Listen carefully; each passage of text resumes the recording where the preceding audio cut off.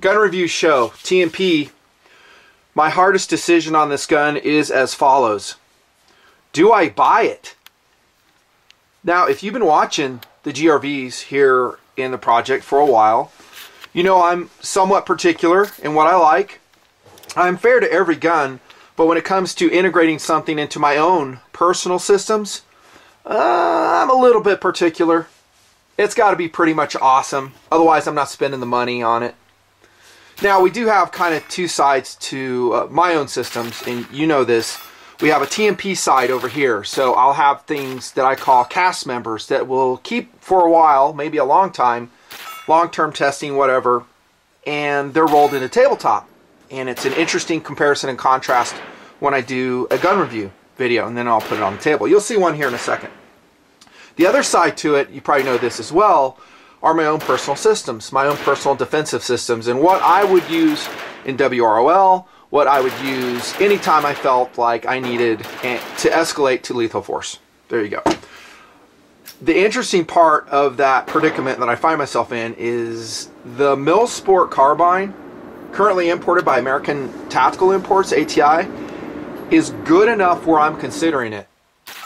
How's that for astonishing? We came away from testing this gun, guys, flabbergasted at how well it did in every phase. Korean 33 round. Reliability, accuracy, SAWC, apparently durability so far.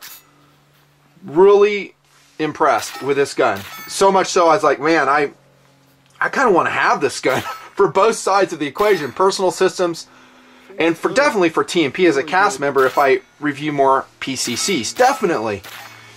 Now, if we go to the this is kind of jumping into philosophy of use. I always find it fascinating. It will add a little bit of video length, but it's a good discussion, and it helps ground guys in their systems and the way they think about their systems. I've been doing it the whole time I've been doing TMP. And it goes like this. On the personal side, would I actually grab for a PCC primarily as my defensive gun? At the top, you'll find my answer posted many years ago here in TMP. Awesome. Pistol caliber carbines don't suck after all. So you probably ought to watch that in companion with, unless you've already watched it, in companion with any of my PCC reviews, like this one. And I answer that question. To summarize, it's generally no. Generally, I'm going to go with the kind of weight I'd get from a PCC. I'm going to go with a 5.56. Maybe an AK variant rifle, carbine. So generally, no. However, like I said in that video, there are certain applications where it would make sense to go with a 9mm PCC, and it would make sense. Not my first choice. By any means, I don't think it ever will be. But there's other sides of that equation just besides just serious, hey man, we're going to go to war, what's the best gun? In a manner of speaking. Such as recreational. Yeah, you guessed it, this thing is fun to shoot. Way fun. And cheaper, as I talk about in the video, than 5.56. As a training tool, recreational tool, I think the Milsport Carbine is a great choice. Color me a fan, dudes. I mean, this gun is superb. If you're on the fence about it, just buy it. Support the gun store that supports the show, please, because this is actually a loaner. It's not purchased. I check it out with a 4473 for the show here, and then if I decide to buy it, I buy it. It's a loaner from Gunnies Gun Store, the great American gun store in Orem, Utah, associated with the project for years now.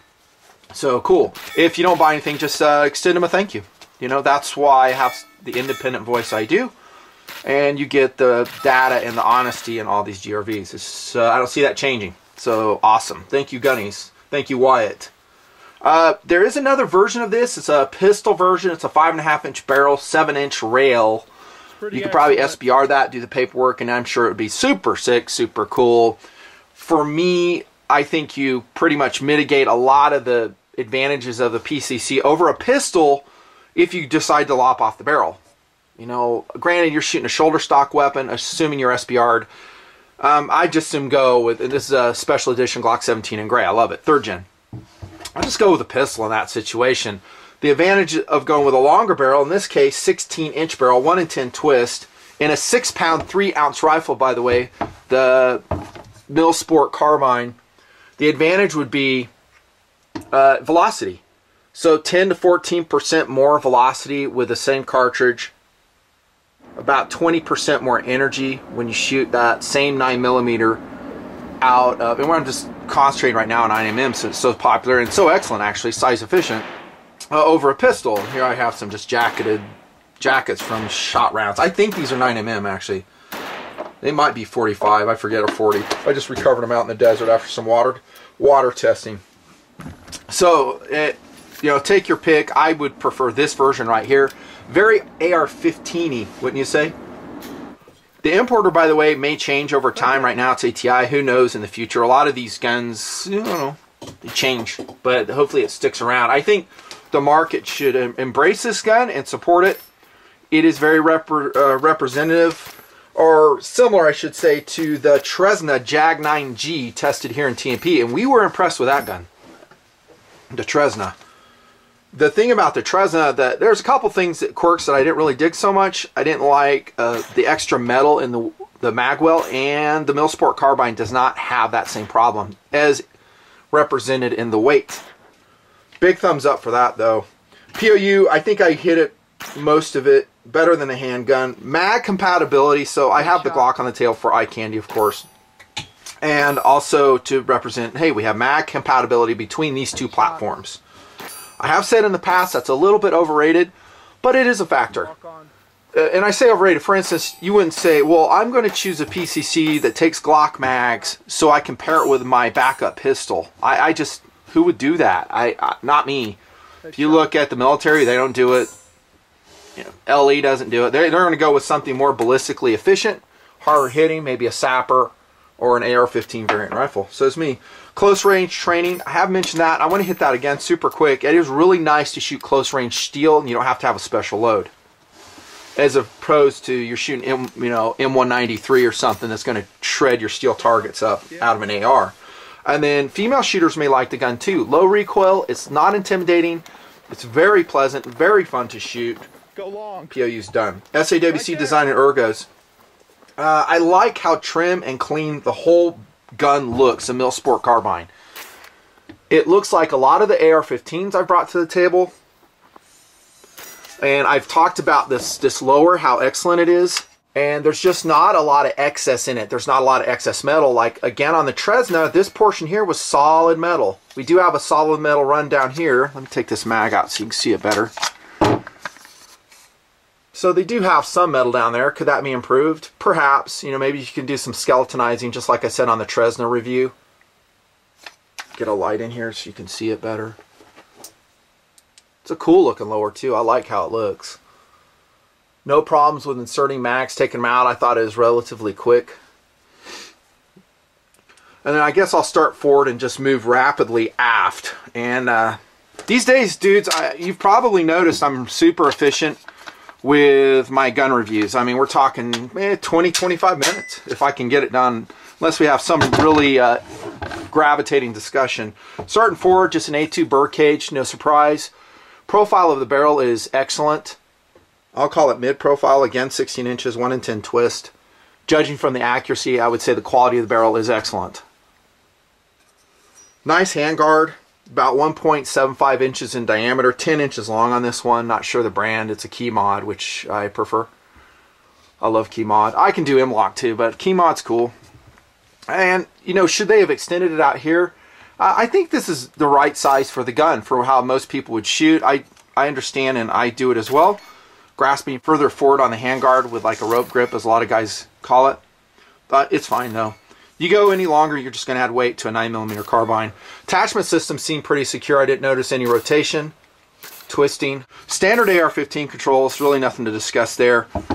This is a billet lower, it appears to be, enlarged trigger guard, so you don't have to worry about swapping anything out. Plenty of room for gloved hands. We did, I think, it's cool weather shooting. We didn't do cold weather shooting on this, so it is what it is. Military specky type, I should say, spec variety of trigger. Most of the mil-spec AR triggers, of which this is, so you could swap in any AR-15 trigger you want in your Milsport Carbine. They're okay, about 7 pounds. This is no surprise, about 7-pound pull. It might be a little bit better than a lot of the AR triggers that I've tried recently. Kind of weird, man. It's funny how a trigger has its own personality. There's so many good trigger options now. Even affordable ones. You can get like a really nice aftermarket trigger for like $125. Cool. That's awesome, man. There you go. So 6 pounds. What is that? Well, that only pulled at 6'1". Wow, that's better than 7. So that's pretty awesome. Standard grip here, I've said before, I don't really mind it. I do prefer something like a Magpul MOE if I can. I love the charging handle here. So it's extended if you decide to put some glass on it. Even if you don't, I like it all the time. I always like an extended charging handle. I think most guys do. Right now and throughout the entire test phase, I'm running the excellent, link in the bottom by the way, if I can find it, HoloSun 503C. Still in operation on several platforms. Several of the test beds here. What a great red dot sight. They have some new ones coming out. I may review later on. Does cover a meaningless forward assist, I guess for pretty much looks. I kind of wish that was off the gun. Guys are so used to seeing forward assist, they get excited if they don't see one. They're like, ah, it sucks, I hate it. Back to this part. Actually, we got a double sling plate included in this gun. How sweet is that? So double sling plate, that's excellent. When you do shoot this gun, unfortunately it does not have last shot hold open. That's going to be difficult to do with the magazine system that this is designed for, Glocks, which is I think the #1 PCC magazine system, hands down. It's not even close. If you look at sales, for instance, on the Kel-Tec Sub 2K, they make it in different platforms like Beretta, Smith & Wesson, Glock. These are always going to be the best sellers, the Glock Mags. But to have, I wish it did have last shot hold open, but it doesn't. So take that. Spring-loaded firing pin in here, and I'm going to break it open super quick so you can kind of see it. We're going to get dirty in the process, as is always the case. I sure brought my AR-15 pin takedown pin tool. There it is. So these guns, as you know, are very simple. They're just simple blowback guns. They have a buffer spring, charging handle, and then a simple blowback. It's not really a bolt carrier group, it's a bolt. Super simple. There's your extractor right there for the 9mm. Quick look to see if you see any flaws in machining. I don't. Staked key right here. Then there's your 2-screw affixed ejector attached in the lower. Again, simple blowback. It's just popping the casings out. And that's it. Simple, simple, simple. So someone is buying these AR-15 PCCs. Otherwise, ATI would not have made this one. If you're an AR-15 PCC fan, say so in the comments below and tell the world what you use it for. I suspect we'll see a lot of comments say I use it for training. Home defense philosophy of use I think makes a lot of sense. It is not an over penetrating round. The 9mm comes in some great loads and it hits really hard versus coming out of a pistol. But they're selling them. Otherwise they wouldn't come out with this one, of course. This is a buttstock that I'm getting experience on. It is a Rogers Super Stock. It's okay. It's lightweight. It locks up really nice. On this tube, it's really stiff, as you can see. But you can press your lever and pretty much tight on the buffer tube. Not much movement at all. And speaking of movement, upper and lower, if you care, just a slight amount of movement. And that's pretty much the down low on the gun's design. Like I said, it looks at first blush very similar to a value price point AR-15, except it's got a really nice handguard on it. Coming to mind is the Palmetto State Armory Freedom Series I reviewed just a little while ago. Good looking AR-15. Firepower is excellent. I've had 3 mags showing here the whole time. What do I got here? I've got a Glock factory right here. I've got a Korean made one, which have been pretty good. And then the one that comes with a gun I'm very impressed with is a Tactical Elite Systems 31 rounder. You talk about being impressed with this. I took this out of the box going, oh, here we go. Here we go. Another crappy mag system is what I said to myself. I was wrong. It ran great. And we didn't just run it in the Milsport Carbine. We ran it in pistols. We ran it in some other PCCs because I was kind of testing the mag, see how durable and reliable it was. And it came out 100% in my limited testing. Super light. I mean, it's even lighter than a Glock factory. There's no steel feed lips here. It's all polycarbonate. Does it offer a huge advantage over Glock factory OEM, 33 rounders? Probably not, but it is an option. And it comes with the gun. So good on, ATI, Milsport. The Milsport Carbine comes not just with a 17 round, but with an extended, assuming you live in a state where it's legal, this magazine. So firepower is superb. Track record, I hit from the outset, dudes. Completely flawless. I mean, I can't remember a single stoppage, jam, whatever on this gun in extended testing. When we ran a lot of rounds through it, I'd say maybe about 500, which these days that's about my max. That's my max. Usually less than that. That takes us to accuracy. And remember, this is not with a scope.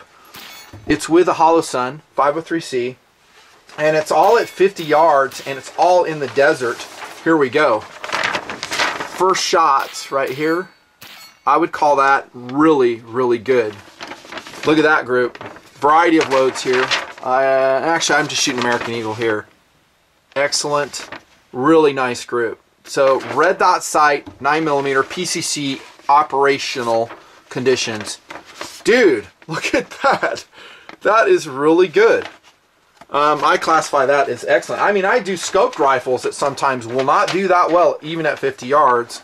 This one opens up a little bit, and this is after nightfall, so I'm shooting at night with a Hollow Sun red dot, and I might show you footage if I find it.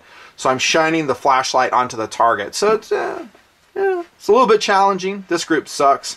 That one's okay. That one's really good. And 2 rounds there. So accuracy, I'd call excellent. Field strip we covered. And then we got accessories. What do we need for this gun? Would I stick with a Roger stock? I probably would. I'd probably just run it. It's definitely good enough to just keep on the gun. I might replace the pistol grip. These days I'm getting kind of lazy though, and I just leave like the pistol grip on there. I'm just, I'm tired of buying all this crap and putting it on, and just, I'm like, does it really offer exceptional functionality improvements? If the answer is no, I sometimes just leave it on. Handguard's excellent. You might be able to put on any AR rail there. I suspect you would be. So if you want to change the rail out, you could. A couple of things you don't get. You don't have BUIS with this. It came naked. So you can put BUIS there. I think you might really look at that as an alternative to running your PCC, specifically the Milsport. So maybe don't go red dot at all. Maybe just go irons, and you're going to see a competitive option. That's exactly what I do.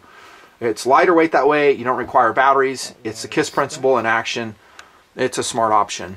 The A2, I'd probably just leave on there. And it does have standard threading, so if you run a can on it, you can. No pun intended. I didn't. I kind of wish I had, but we're time limited, so will it work with a can? I don't foresee many problems with it. In the PCC testing I've done to this point, the 9mm, you throw a can on there. It's a blowback, so we're not really running a gas system where we have a variability of gas volume. And so I don't know.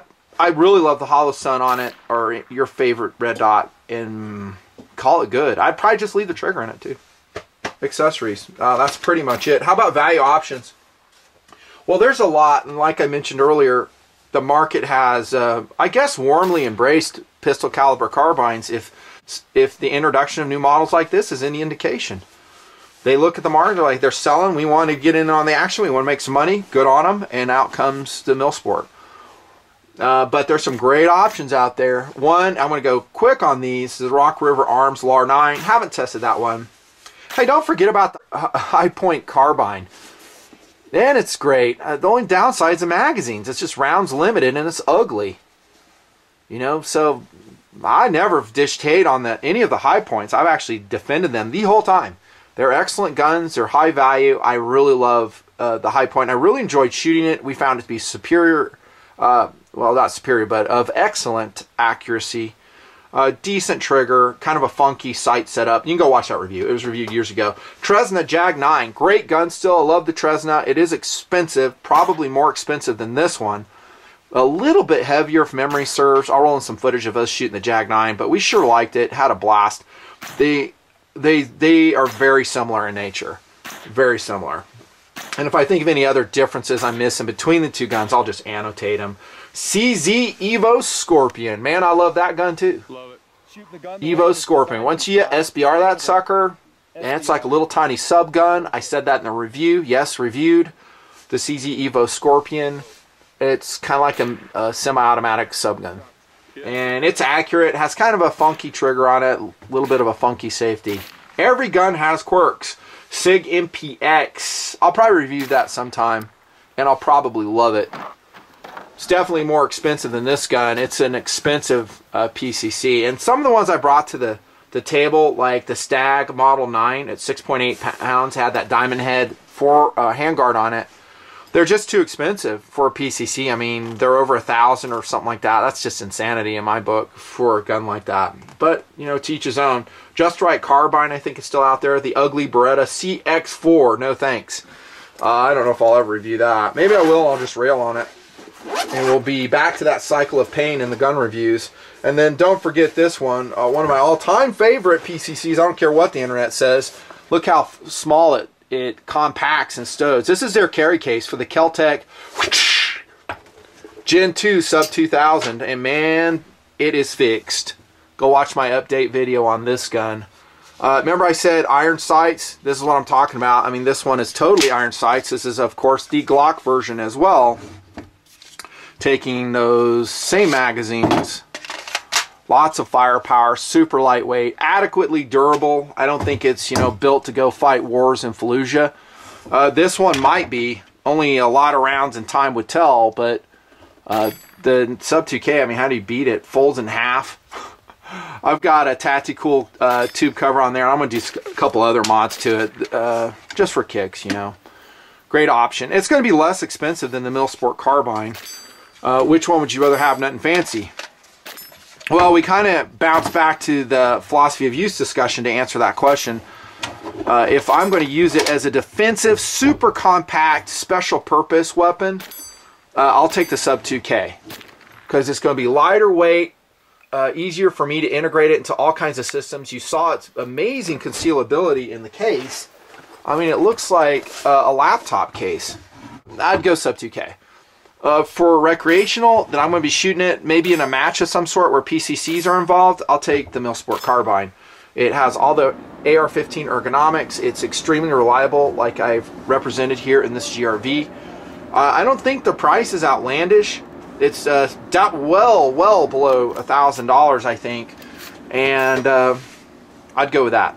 And you can make ergonomic, personal preference upgrades at your leisure. Trigger, grip, handguard, buttstock, just like you would any AR. So great job, ATI. Great job on the Milsport Carbine. It's going to get an extremely high likability scale. I really don't see any downsides to this gun. And like I said, I'm really astonished that that proved to be the case.